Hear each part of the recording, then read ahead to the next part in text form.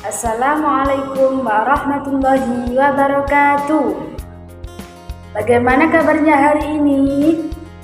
Baik, sebelum kita memulai pelajaran, marilah kita berdoa agar apa yang kita pelajari hari ini dapat menjadikan ilmu yang bermanfaat dan barokah.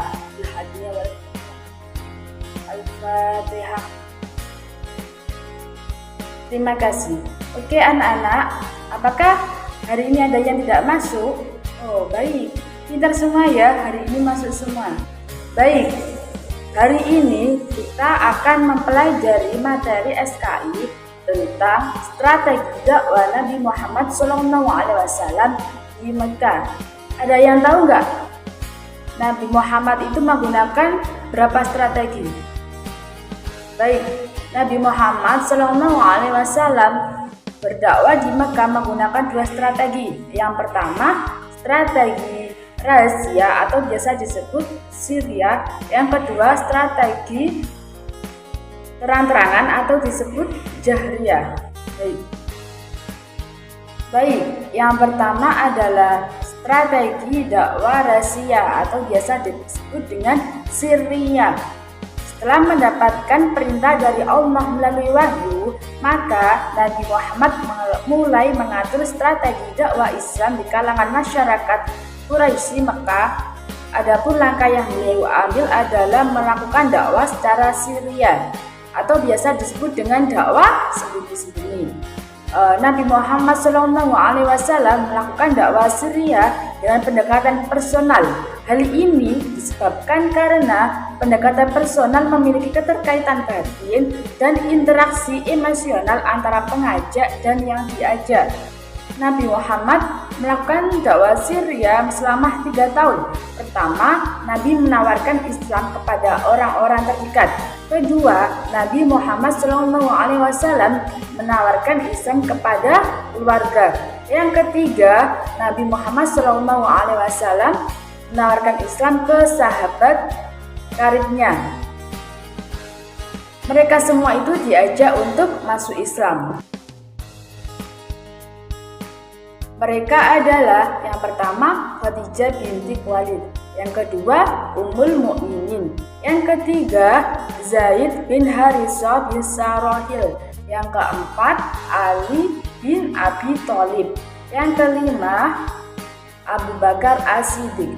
Dalam sejarah Islam, beliau semua itu sebagai ashabikunal awalun atau disebut dengan orang-orang yang paling dahulu atau orang-orang pertama masuk Islam. Setelah masuk Islam, Abu Bakar bersemangat dalam berdakwah untuk mengajak orang-orang masuk Islam. Melalui dakwah beliau, beberapa sahabat masuk Islam, yaitu yang pertama Utsman bin Affan, yang kedua Az-Zubair bin Al-Awwam Al-Asadi, dan banyak lagi selain mereka. Mereka juga disebut dengan ashabikunal awalun. Mereka semua itu masuk Islam melalui dakwah sembunyi-sembunyi. Mereka menyembunyikan keimanannya untuk menghindari ancaman dan siksaan dari kafir Quraisy. Selain diuji dari faktor eksternal, umat Islam pun juga diuji dengan faktor internal, yaitu ajaran-ajaran yang diterima Nabi itu bertentangan dengan kondisi mereka dan di luar kemampuan manusia, seperti halnya peristiwa Isra Mi'raj, yaitu Nabi Muhammad SAW mendapatkan perintah menegakkan sistem waktu. Peristiwa tersebut termasuk di luar kemampuan otak manusia. Ya. Kemudian berita dakwah Nabi Muhammad SAW ini sudah didengar oleh kaum Quraisy. Hanya saja kaum Quraisy tidak mempermasalahkannya karena Nabi Muhammad belum menentang agama dan ajaran-ajaran yang dianutnya. Sehingga Nabi Muhammad membangun jamaah mukminin berlandaskan ukhuwah atau berdasarkan persaudaraan dan berdasarkan ta'awun atau solidaritas. Baik, yang kedua yaitu dakwah terang-terangan. Ketika perintah dakwah Muhammad SAW merasa yakin kepada dukungan dan janji Abu Thalib, Maka beliau pun langsung berdiri di atas safa dan menyeru kepada kaum Quraisy dengan bersabda, "Wahai semua orang." Lalu semua orang pun berkumpul untuk memenuhi seruan beliau. Lalu Nabi Muhammad pun mengajak kepada tauhid dan iman kepada risalah, dan beliau mengajak untuk beriman kepada hari akhirat. Dari banyaknya kaum Quraisy yang hadir, ada satu orang yang berangkat bicara, yaitu Abu Lahab, dengan berkata, "Celakalah engkau untuk selama-lamanya. Untuk inilah engkau mengumpulkan kami." Kemudian turunlah surat Al-Lahab. Sejak itulah dakwah Nabi Muhammad terdengar di seluruh Mekah. Kemudian turunlah ayat surat Al-Hijr ayat 94 yang memerintahkan Nabi Muhammad SAW untuk berdakwah secara terang-terangan. A'udzu billahi minasyaitonir rajim. Bismillahirrahmanirrahim. Fasda' bima tu'maru wa a'rid 'anil musyrikin. Sadaqallahul. Yang artinya, olehmu secara terang-terangan segala apa yang diperintahkan kepadamu dan berpalinglah dari orang-orang yang musyrik. Quran surat Al-Hijr ayat 94. Kaum Quraisy pun merasa terganggu dengan dakwah Nabi Muhammad karena kepercayaan mereka mulai dipermasalahkan dan berhala-berhala mereka pun ditentang oleh Nabi Muhammad. Mereka berusaha menghentikan dakwanya dengan cara mendekati pamannya, yaitu Abu Thalib. Mereka mengharapkan kepada Abu Thalib agar merayu kepada Nabi Muhammad SAW untuk memperhentikan dakwanya. Tapi Abu Thalib pun menolak karena tadi kan sudah janji kepada Nabi Muhammad. Kaum Quraisy pun pulang dengan tangan yang kosong karena Abu Thalib menolaknya, sehingga Nabi Muhammad SAW pun bisa melanjutkan dakwah dan menampakkan agama Allah dan menyeru padanya.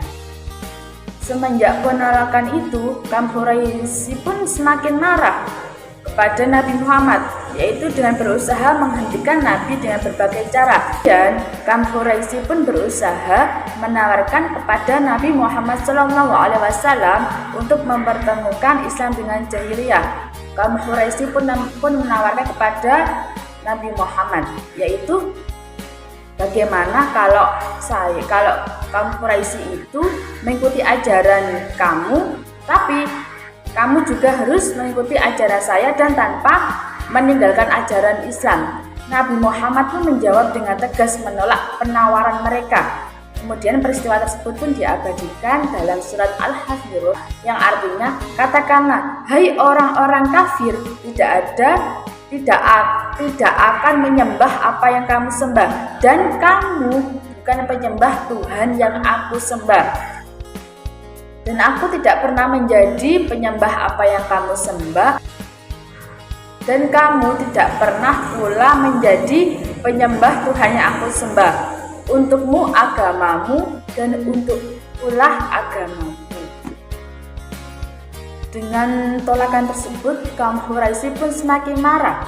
Mereka melakukan pemboikotan terhadap Nabi Muhammad beserta pengikutnya. Mereka menulis selembar kertas yang berisi kesepakatan pemutusan hubungan total dengan Bani Hashim dan Bani Muthalib. Pengumuman tersebut digantung di salah satu sudut Ka'bah. Adapun isi pengumumannya yaitu yang pertama, barang siapa yang setuju dengan agama Muhammad, berbelas kasihan kepada pengikut Nabi Muhammad, atau memberi tempat singgah kepada salah satu dari mereka, maka mereka dianggap sebagai kelompoknya dan diputuskan hubungan dengannya. Yang kedua, tidak boleh menikah dan atau menikahkan dari mereka. Yang ketiga, tidak boleh berjual beli dengan mereka. Sangat wonderful ya isi pengumumannya. Setelah adanya pengumuman tersebut, Nabi Muhammad bersama Bani Hashim dan Bani Muthalib pun hidup terisolir dan tinggal di lembah Bani Hashim. Kaum Quraisy pun memperketat isolasinya, sehingga Nabi Muhammad beserta kaumnya dan Bani Hashim dan Bani Muthalib pun sampai kehabisan bekal, hingga mereka pun makan dedaunan. Astagfirullah, sungguh kejamnya ya kaum Quraisy. Dengan demikian, beliau pun masih tetap sabar dan tetap mengharapkan pertolongan dari Allah. Di tengah penderitaan tersebut, Allah Subhanahu wa Ta'ala memberikan pertolongan dengan berbagai cara, seperti halnya Hisham bin Amr, yaitu seorang kafir membawa untahnya dengan penuh makanan di malam hari ke Bani Hashim dan Bani Muthalib. Begitu sampai di dekat lembah, ia lepaskan kembali untahnya kepada Nabi Muhammad dan umatnya. Kemudian ada juga orang-orang kafir pun bergabung di lembah Bani Hashim dengan memotivasi kesukuan dan kekerabatan. Pemboikotan tersebut berlangsung selama 3 tahun, dan pada tahun ketiga Hisham bin Amr mengajak kerabatnya untuk membatalkan pengumuman pemboikotan. Itu tadi materi pelajaran hari ini. Apakah ada yang ditanyakan? Baik, untuk selanjutnya Ibu akan membagi kelas ini menjadi 6 kelompok. Setiap satu kelompok berisi 5 orang. Akan Ibu beri tugas, silahkan diskusikan dan dikerjakan, nanti presentasikan ke depan. Minggu depan presentasikan hasilnya ke depan.